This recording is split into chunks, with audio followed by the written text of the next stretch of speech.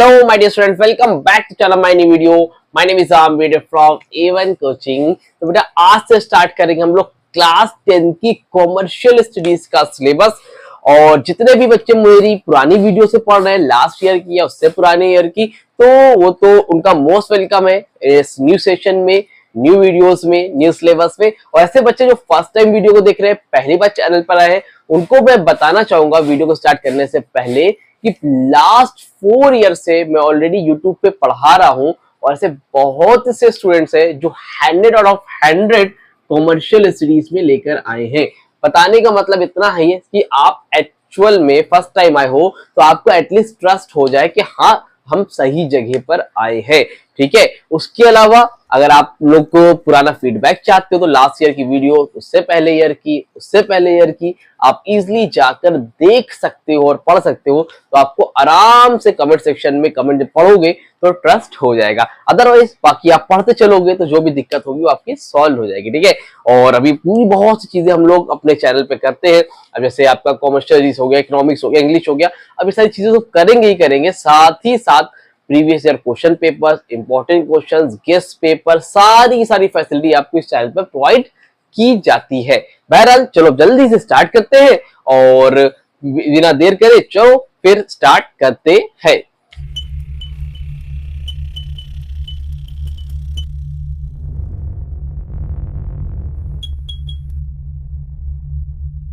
हाँ तो चलो जल्दी से स्टार्ट करते हैं। और सबसे पहला हमारा टॉपिक इसमें है वो है स्टेक होल्डर। क्या है बेटा? Stakeholder. तो स्टेक होल्डर जो है इसका मतलब क्या होता है, उससे पहले मैं आपको बता दूं कि बहुत इंपॉर्टेंट टॉपिक है ये और वेरी वेरी इंपॉर्टेंट टॉपिक है। पेपर में भैया अक्सर आता है, ठीक है, 2 नंबर का तो आता ही आता है, इसलिए इसको ध्यान से पढ़ लेना, समझ लेना, ठीक है।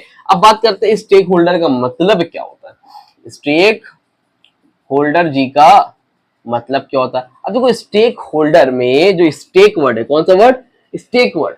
ये वर्ड जो होता है ग्रीक वर्ड से लिया गया है। इसका मतलब होता है भैया इंटरेस्ट। क्या होता है? इंटरेस्ट या फिर एक्सपेक्टेड बेनिफिट। क्या होता है? Expected benefit. मतलब ऐसी चीज, ऐसा पर्सन जो कहीं पर इंटरेस्ट रखता हो फाइनेंशियली। कैसा इंटरेस्ट रखता हो बेटा? फाइनेंशियली, यानी कि पैसों से रिलेटेड। मतलब ऐसा इंटरेस्ट नहीं भैया मैं उनसे मिलने जाना, नहीं, फाइनेंशियली इंटरेस्ट रखता हो, पैसों से रिलेटेड इंटरेस्ट रखता हो, उसको हम लोग क्या बोलते हैं? Stakeholder. मतलब स्टेक होल्डर का मतलब एक ऐसा पर्सन जो किसी भी कॉमर्शियल ऑर्गेनाइजेशन में जहां पर काम होता है, वो चाहे ऑफिस हो, दुकान हो, स्कूल हो, कोचिंग हो, मतलब जहां पर काम कर रहा है और वो फाइनेंशियली इंटरेस्ट रख रहा है। कैसा इंटरेस्ट रख रहा है बेटा? फाइनेंशियली। फाइनेंशियली का मतलब पैसों से रिलेटेड इंटरेस्ट रखता है बेटा, उसको हम लोग क्या बोलते हैं? स्टेक होल्डर बोलते हैं। क्या बोलते हैं? स्टेक होल्डर बोलते हैं। समझना आप ध्यान से। जैसे मान लो ये है एक, मान लो मेरी कोचिंग का नाम है भाई A1 कोचिंग, ठीक है। अब A1 कोचिंग में हमारे यहाँ कई टीचर्स पढ़ाते हैं। जैसे एक टीचर से मान लो शाद सर पढ़ाते हैं, ठीक है, एक है विशाल सर पढ़ाते हैं, ठीक है, एक है अंजीत सर पढ़ाते हैं, ठीक है, एक है फुजैल सर पढ़ाते हैं, ठीक है। ये अलग अलग टीचर्स हैं जो एक निदा मैम पढ़ाती हैं, समझ रहे हो। तो ये अलग अलग टीचर्स पढ़ाते हैं, ठीक, कोचिंग में अलग अलग टीचर्स पढ़ाते हैं। और A1 कोचिंग क्या है बेटा? एक ऑर्गेनाइजेशन है। कैसा ऑर्गेनाइजेशन है? कॉमर्शियल ऑर्गेनाइजेशन है, क्योंकि यहाँ पे मनी से रिलेटेड एक्टिविटीज होती है। लोग यहाँ पर काम करते हैं पैसों के लिए। भाई जाहिर सी बात है, कोई पढ़ाता है तो फीस तो लेता ही होगा। तो कैसा ऑर्गेनाइजेशन है? कॉमर्शियल ऑर्गेनाइजेशन है। अब यहाँ पर विशाल सर, शाद sir, Fuzail sir, Nida ma'am, Anjit sir, कई लोग पढ़ाते हैं, ठीक है। अब सब लोग क्यों जुड़े हुए हैं, क्यों पढ़ा रहे हैं? क्योंकि बदले में इनको क्या चाहिए? पैसे मिलेंगे, मनी मिलेगा। तो इन लोग सारे लोग कौन है बेटा? स्टेक होल्डर है। क्योंकि ये फाइनेंशियली स्टेक रख रहे हैं कि नहीं, इनका इंटरेस्ट है कि नहीं, ये क्या चाहते हैं भाई, काम इसीलिए कर रहे हैं कि उनको पैसा मिल रहा है। फाइनेंशियली जो इंटरेस्ट रखता है बेटा उसको हम लोग क्या बोलते हैं? Stakeholder. आप कहीं भी ले सकते हो। बैंक है, ये आपका एक बैंक है। अब बैंक में अलग अलग एम्प्लॉय होते हैं, कोई मैनेजर है, कोई एग्जीक्यूटिव है, कोई है ना सेल्स एग्जीक्यूटिव, हर आदमी अलग अलग है। एम्प्लॉय में जितने यहाँ पर जितने भी लोग बैंक में काम कर रहे हैं वो कौन है? स्टेक होल्डर है। जिनकी बिजनेस है, दुकान है, वो स्टेक होल्डर है। जितने सप्लायर है, सामान पहुंचाते हैं, वो स्टेक होल्डर है। कहने का मतलब ऑल द पर्संस, क्या?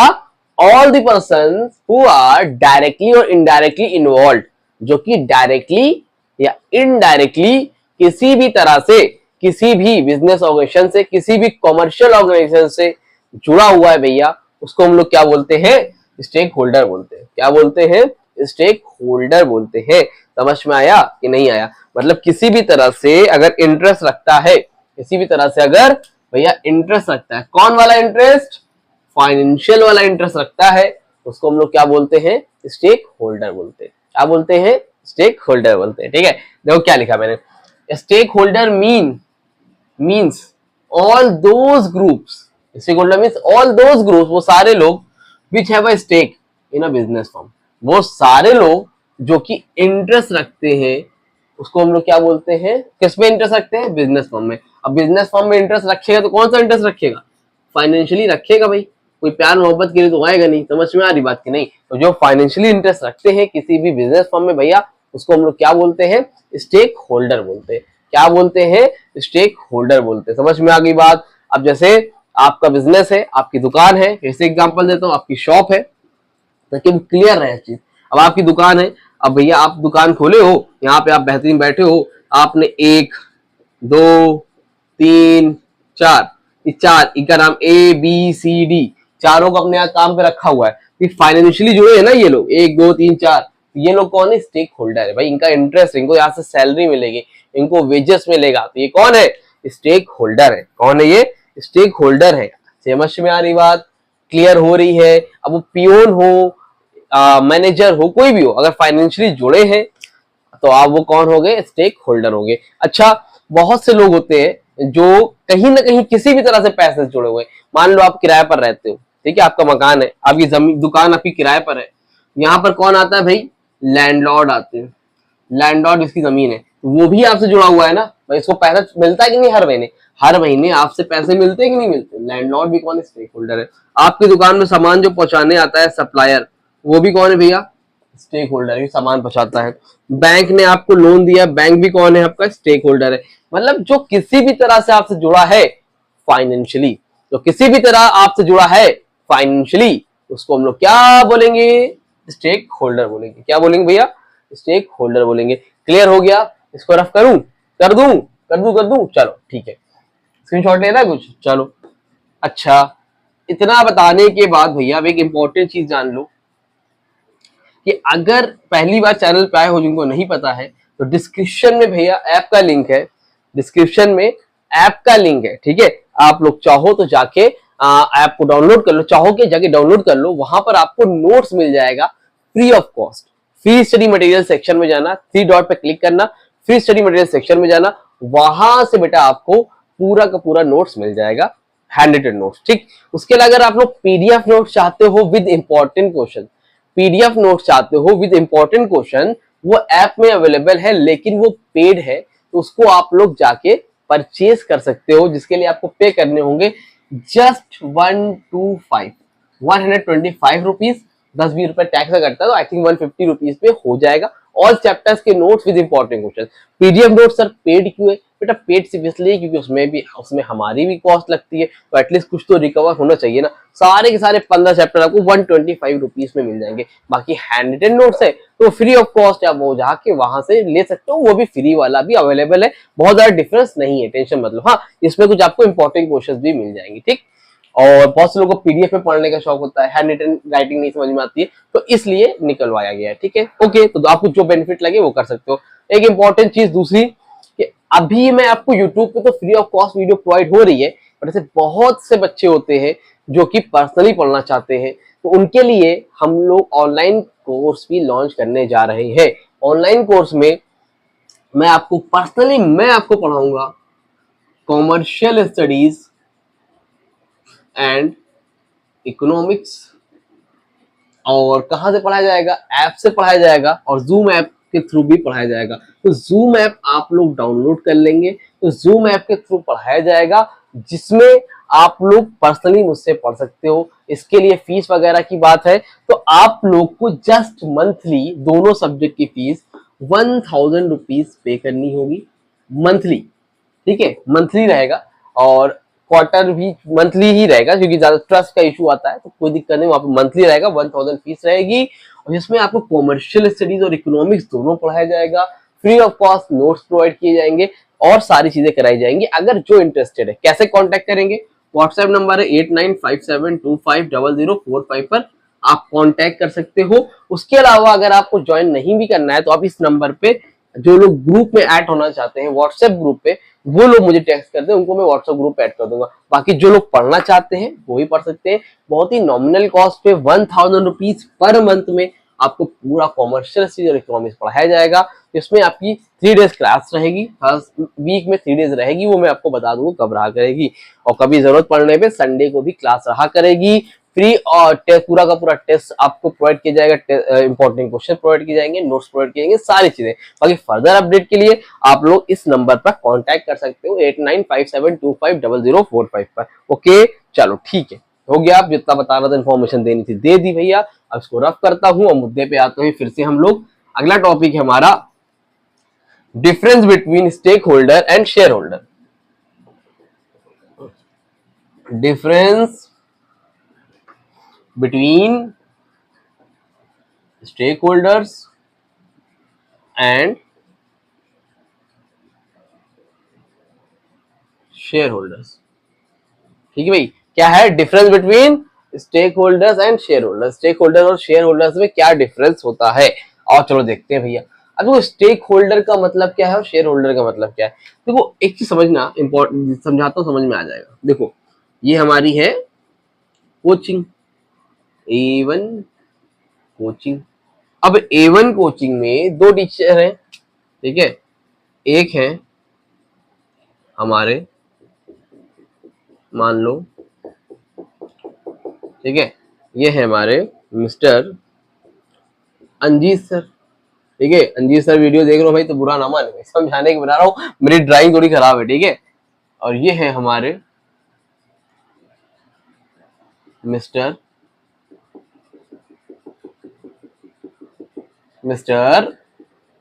शाद सर। कौन है ये हमारे मिस्टर शाद सर? 2 टीचर्स हैं जो हमारे यहाँ पढ़ाते हैं, और भी टीचर्स हैं बट अभी समझ लो दोनों टीचर्स पढ़ाते हैं, ठीक है। अब दोनों लोग फाइनेंशियली जुड़े कि नहीं? ये भी जुड़े इस कोचिंग से, ये भी जुड़े हुए इस कोचिंग से। तो दोनों के दोनों कौन है भैया? Stakeholder. क्यों? क्योंकि इनका फाइनेंशियली इंटरेस्ट है यहाँ पर, इनको यहाँ से क्या मिलती है? सैलरी मिलती होगी। ये कौन है? Stake holder. ओके राइट, समझ, इतना तो मैंने बताया था। अब शेयर होल्डर कौन है? देखो शाद सर जो है, शाद सर ने ये तो लगाया, मैंने बोला भाई कुछ पैसा लगा लिए, आप लोग को जो है अलग से प्रॉफिट मिलेगा, ठीक है। मैंने बोला कि आप लोग कुछ पैसा लगा लिए, आपको अलग से प्रॉफिट लगेगा। तो शाद सर तो काम करते हैं, बदले में उनको पैसा तो मिलता ही है। लेकिन शाद सर ने क्या किया, अपने पास से कुछ पैसे इन्वेस्ट कर दिए। मान लो 1 लाख रुपीज इन्होंने पैसा बिजनेस में लगा दिया, कोचिंग में मेरे। अब ये कौन हो गए? स्टेक होल्डर के साथ साथ ये कौन हो गए? शेयर होल्डर हो गए। कौन हो गए? Share holder. क्यों? क्योंकि देखो ये तो खाली काम कर रहे हैं, लेकिन जो फाइनेंशियली भी जुड़ा हुआ, मतलब काम तो कर ही रहा है फाइनेंशियली, साथ ही साथ उसने पैसा भी लगाया है। जो बंदा इन्वेस्ट भी कर दे, उसको हम लोग कब बोलते हैं? Share holder. कहने का मतलब जो काम कर रहा है वो स्टेक होल्डर तो है ही, शायद से स्टेक होल्डर तो है ही, साथ ही साथ कौन है? शेयर होल्डर भी। स्टेक होल्डर तो है ही है ये, साथ ही साथ क्या है? शेयर होल्डर भी है। समझ में आ रही बात? कोई दिक्कत, कोई परेशानी हो तो बताओ। तो शेयर होल्डर का मतलब जो जुड़ा तो होता ही ऑर्गेनाइजेशन से और फाइनेंशियली इन्वेस्ट भी करता है, पैसा भी लगाता है, उसको हम लोग क्या बोलते हैं? शेयर होल्डर बोलते हैं। क्या बोलते हैं उसको हम लोग? शेयर होल्डर बोलते हैं। इतना समझ में आया कि नहीं आया? ठीक है, अच्छा अब आगे बढ़ा जाए। इसमें बुक में लिखा रहेगा, देख लेना। जो अब ये होता, अच्छा चीज और समझना, जितने भी, याद रखना, जितने भी स्टेक होल्डर होते हैं वो शेयर होल्डर नहीं होते, लेकिन जितने शेयर होल्डर होते हैं वो स्टेक होल्डर होते हैं। मतलब सारे के सारे शेयर होल्डर स्टेक होल्डर है, लेकिन सारे स्टेक होल्डर शेयर होल्डर नहीं है। मतलब सर देखो, स्टेक होल्डर से अंजीत सर है, ये अंजीत सर ने तो पैसा लगाया नहीं है, तो अंजीत सर स्टेक होल्डर ही है, सिर्फ अंजीत सर सिर्फ और सिर्फ स्टेक होल्डर ही है, शेयर होल्डर नहीं है। लेकिन शाद सर क्या है? स्टेक होल्डर तो है ही, साथ ही साथ शेयर होल्डर भी है, ये पैसा लगाए। और जो शेयर होल्डर होता है वो स्टेक होल्डर भी होता है। मतलब सर समझ में नहीं आ रहा है तो समझो। देखो शेयर होल्डर स्टेक होल्डर भी होता है। कैसे होता है? भाई देखो पैसा लगाए ना, अगर पैसा लगाए तो फाइनेंशियली तो जुड़ा ही है ना, तो इसलिए शेयर होल्डर स्टेक होल्डर भी होता है, कहीं ना कहीं तो जुड़ा है। अगर ऐसे नहीं पढ़ाता नहीं तो पैसा लगाए, और पैसा लगाएगा तो शेयर होल्डर भी तो स्टेक होल्डर हुआ ना। मान लो एक पर्सन है, ये नया पर्सन है, इसका नाम है मिस्टर एक्स। मिस्टर एक्स हमारे यहाँ कोई काम नहीं करता है, लेकिन मिस्टर एक्स ने 50,000 रुपए लगा दिए, तो मिस्टर एक्स कौन है? शेयर होल्डर है, और पैसा लगाया है तो शेयर होल्डर है, और शेयर होल्डर है तो साथ ही साथ कौन हुआ? स्टेक होल्डर भी हुआ। क्या हुआ बेटा? स्टेक होल्डर भी हुआ। समझ में आ रही बात की नहीं? स्टेक होल्डर कैसे हो गया? क्योंकि पैसा लगाया तो फाइनेंशियली जुड़ा है, और जो फाइनेंशियली जुड़ गया ना भैया, वो अपने आप ही जो है स्टेक होल्डर हो जाता है। इतनी बात समझ में आई कि नहीं आई? कोई दिक्कत कोई परेशानी हो तो बता देना, नहीं तो स्क्रीनशॉट लो और फिर जल्दी से आगे बताता हूँ। तो बेटा जी चलो जल्दी से आगे बढ़ते हैं, और हमारा अगला टॉपिक है जिसका नाम है difference between internal and external stakeholder, और पेपर के पॉइंट ऑफ व्यू से इंपॉर्टेंट टॉपिक है, और एमसीक्यू वगैरह में भी अक्सर आता है। तो पहले इसको समझो, फिर इसका डिफरेंस मैं बता दूंगा। जो ही डिफरेंस आता है दो ही डिफरेंस लर्न कर ले, जो मैंने लिखा है काम हो जाएगा। पहले इंटरनल एक्सटर्नल स्टेक होल्डर का मतलब क्या है? देखो स्टेक होल्डर का मतलब समझ गए हो? स्टेक होल्डर का मतलब होता है जो बिजनेस से फाइनेंशियली जुड़ा होता है, डायरेक्टली या इनडायरेक्टली, उसको हम लोग क्या बोलते हैं बेटा? Stakeholder.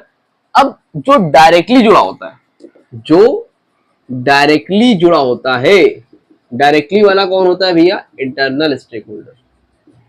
और जो इनडायरेक्टली जुड़ा होता है वो कौन होता है?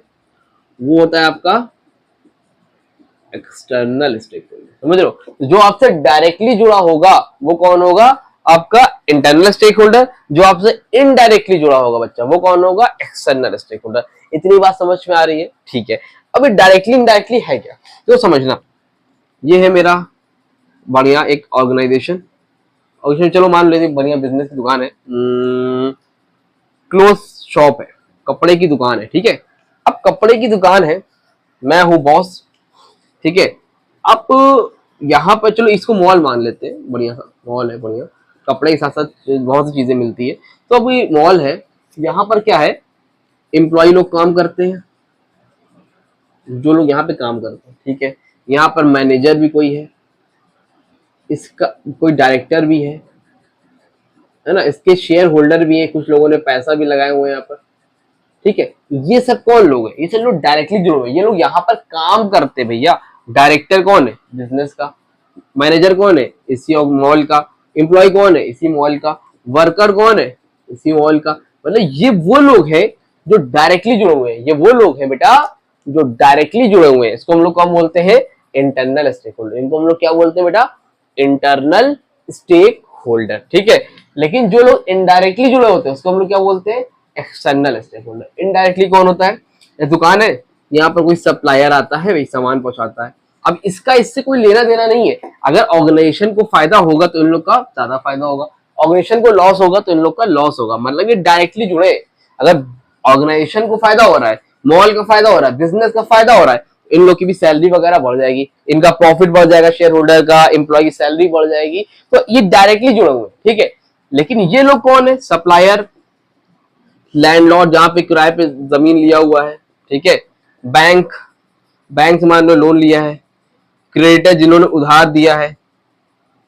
ये सब कौन लोग हैं? ये वो लोग हैं बेटा जो इनसे इनडायरेक्टली जुड़े हैं। अगर बिजनेस को फायदा होगा तब भी इनको कोई फायदा नहीं है, नुकसान होगा तब भी कोई फायदा नहीं है। मान लो मेरी कोचिंग है, मेरी कोचिंग में अगर एक बच्चे पढ़ेंगे तब भी मैं लैंडलॉर्ड को 20,000 रुपए किराया दूंगा। अगर मेरे यहाँ 100 लोग पढ़ेंगे तब भी मैं 20,000 किराया दूंगा। अगर मेरे 1,000 लोग पढ़ेंगे तब भी मैं 20,000 किराया दूंगा। मतलब इनका कोई लेना देना नहीं, लेकिन ये हमसे जुड़े हैं क्योंकि इनको भी कहीं ना कहीं हमसे बेनिफिट है। इसको हम लोग क्या बोलते हैं? External stakeholder. तो जो डायरेक्टली जुड़ा होता है इंटरनल, और जो बिजनेस में डायरेक्टली नहीं बट इनडायरेक्टली लेना देना है वो कौन है? External stake holder. ओके, अब इसके डिफरेंस देखो। नंबर 1 पर है they operate from inside the organisation. ये काम करते हैं ऑर्गेनाइजेशन के अंदर से, है ना, वही मैनेजर वगैरह। They operate from outside the organisation. Outside मतलब बाहर से। कौन कौन है? वही बाहर वाले सप्लायर, बैंक, यही सब।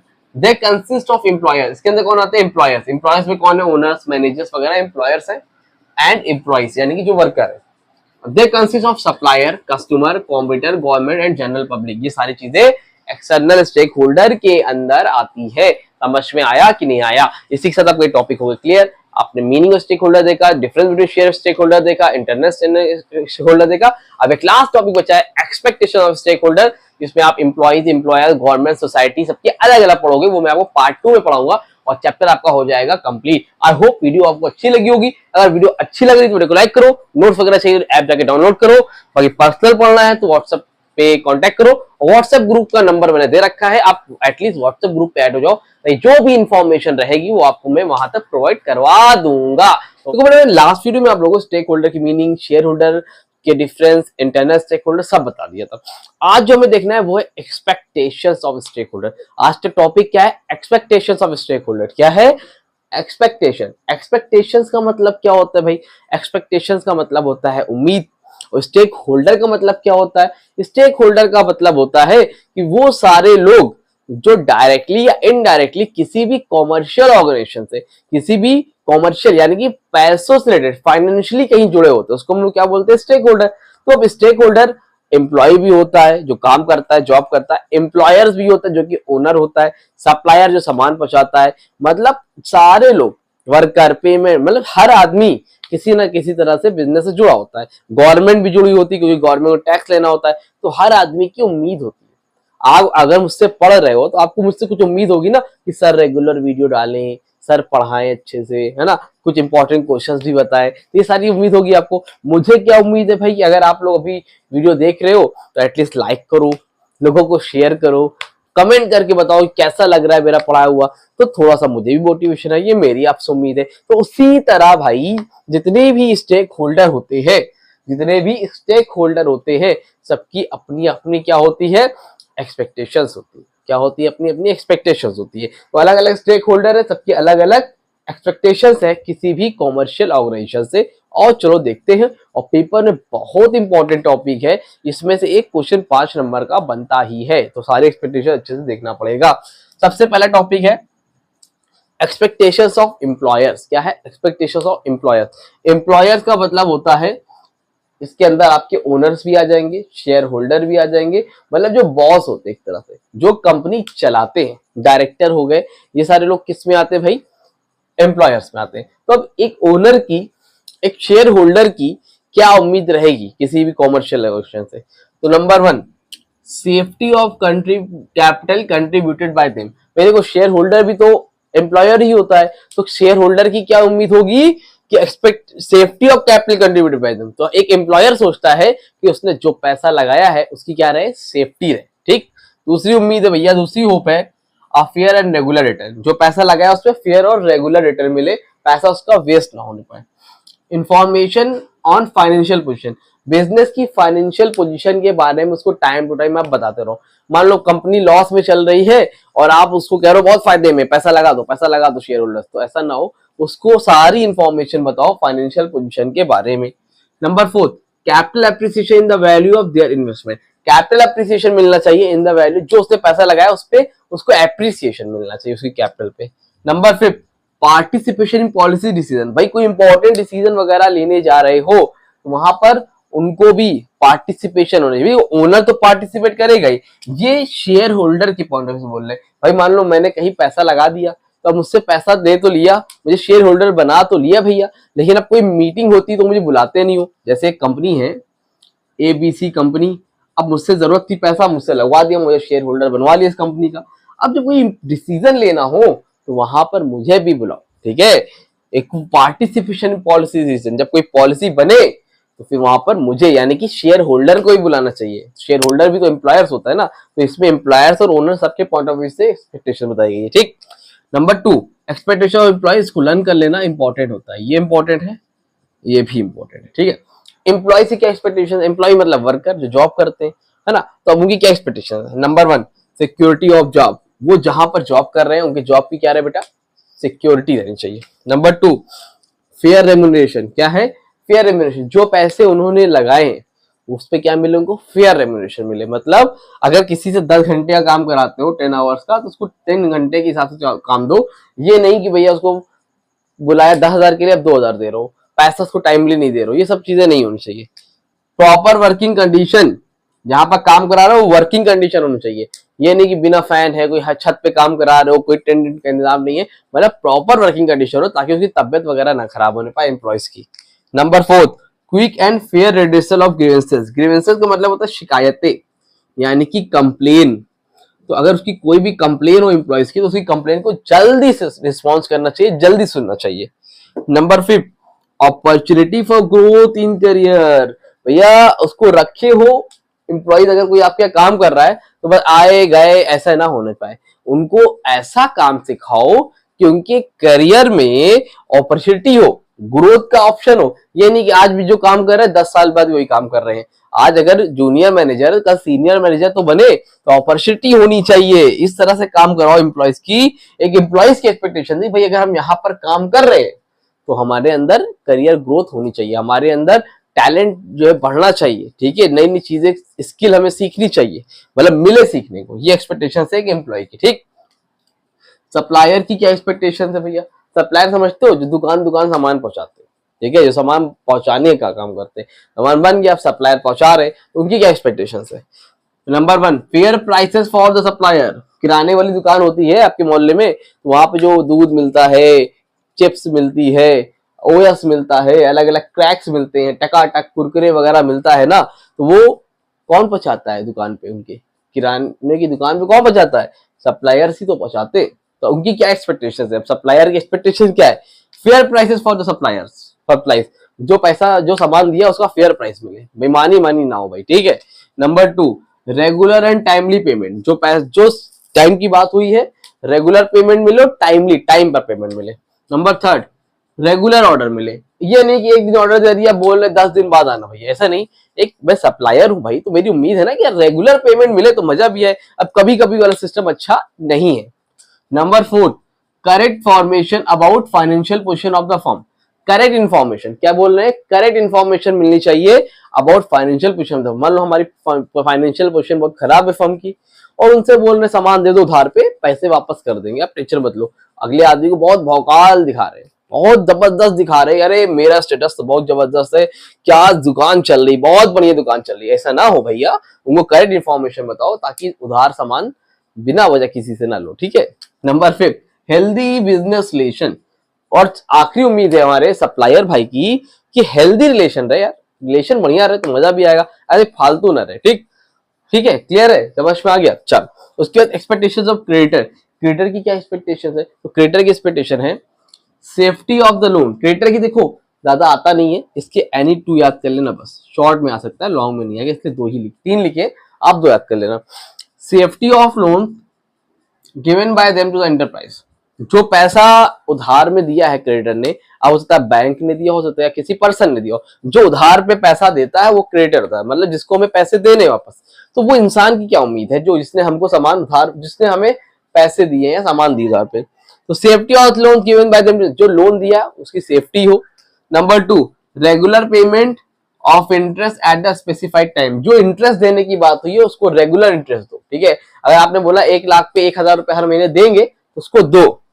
Number 3, accurate and up to date information about the financial health of the enterprise. तो जो भी एंटरप्राइज है, जो भी बिजनेस है, उसकी एक्यूरेट और अप टू डेट इंफॉर्मेशन देनी चाहिए। एक्यूरेट और up to date information, correct information देनी चाहिए about the financial health of the enterprise. जो भी एंटरप्राइज है उसकी बिजनेस की करेक्ट इंफॉर्मेशन आपको देनी चाहिए, छुपाना नहीं चाहिए कुछ क्रिएटर्स है, ठीक है। ये 4 एक्सपेक्टेशंस हो गई। 2 बची बेटा, एक बची है गवर्नमेंट, एक बची है सोसाइटी। स्क्रीनशॉट लो इसका जल्दी से, फिर आपको इसके आगे भी बताता हूं। जल्दी स्क्रीनशॉट लो। बात करते हैं मेन एक्सपेक्टेशंस ऑफ गवर्नमेंट। तो गवर्नमेंट की क्या एक्सपेक्टेशंस है एक बिजनेस से, है ना, एज अ स्टेक होल्डर। तो वो चाहते हैं, सबसे पहला और इंपॉर्टेंट है, इसको पढ़ लेना बेटा, ठीक है, 5 नंबर का अक्सर आता है। तो to follow the laws and regulation, पहला पॉइंट है to follow the laws and regulation. तो गवर्नमेंट ने जो भी लॉज और रेगुलेशन मतलब रूल बनाए हैं उसको फॉलो किया जाए, पहली उम्मीद। दूसरी होप है इनकी टू पे all taxes honestly on time. जो भी टैक्स वगैरह उसको ऑनेस्टली के साथ, ईमानदारी के साथ टाइम टू टाइम पे करो।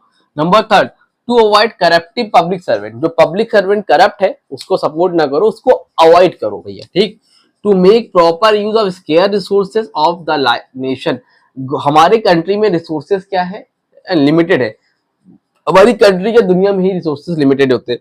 तो जो स्केयर्स है, स्केयर्स मतलब होता है लिमिटेड, कमी, क्या होता है? कमी, शॉर्टेज। तो शॉर्टेज रिसोर्सेस है तो उसको क्या करो? प्रॉपर यूज करो, वेस्ट मत करो कोई भी रिसोर्सेस को, ठीक। जितनी जरूरत हो उतना ही लो।